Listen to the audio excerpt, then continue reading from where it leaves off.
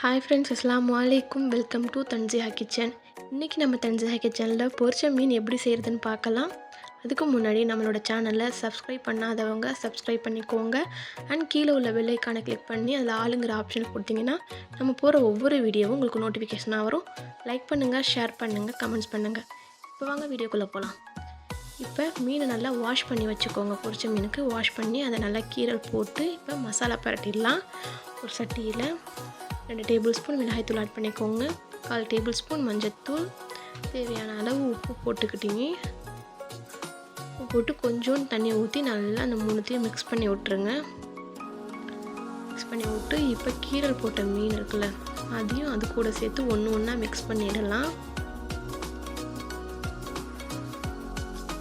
Mix பண்ணிவிட்டு இப்போ எல்லா மீனையும் அந்த மாதிரி நல்லா மசாலா தடவி வச்சுக்கோங்க. இப்போ ஒரு வாணலில் எண்ணெய் ஊற்றி வச்சுக்கோங்க. எண்ணெய் ஊற்றி வச்சு அதில் ஒரு மீனாக நம்ம சேர்த்துடலாம்.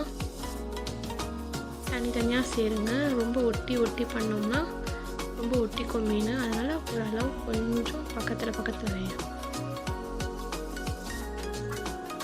கண்டிப்பாக நீங்கள் இந்த சிம்பிளான மீன் பொரிச்ச ட்ரை பண்ணி பாருங்கள். ரொம்பவே சூப்பராக இருக்கும், டேஸ்ட்டாகவும் இருக்கும். இப்போ நல்லா பொரிஞ்சிருச்சு ஒரு சைடு. இப்போ திருப்பி விட்டுக்கோங்க.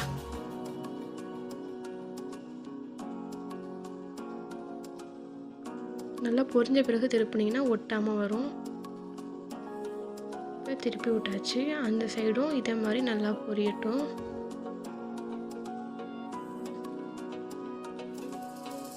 இப்போ இதுவும் அந்த மாதிரி அந்த சைடு பொரிஞ்ச பிறகு எடுத்துடலாம். ரொம்பவே சூப்பராக இருக்கும் இந்த ரெசிபி. இப்போ நம்ம 2வது இதுவும் போட்டாச்சு, நல்லா பொரிஞ்சிருச்சு. இப்போ பாருங்கள், நம்ம ஃபஸ்ட்டு போடுறது பாருங்கள், ரொம்பவே சூப்பராக இருக்கும். கண்டிப்பாக நீங்களும் உங்கள் வீட்டில் ட்ரை பண்ணி பாருங்கள். இந்த மாதிரி சூப்பரான சமையலுக்கு எங்களோட சேனலை சப்ஸ்கிரைப் பண்ணுங்கள். அவ்வளோ ரெடி ஆகிடுச்சு. கண்டிப்பாக நம்மளோட சேனலை சப்ஸ்கிரைப் பண்ணுங்கள். இந்த மாதிரி நிறைய வீடியோ வரும்.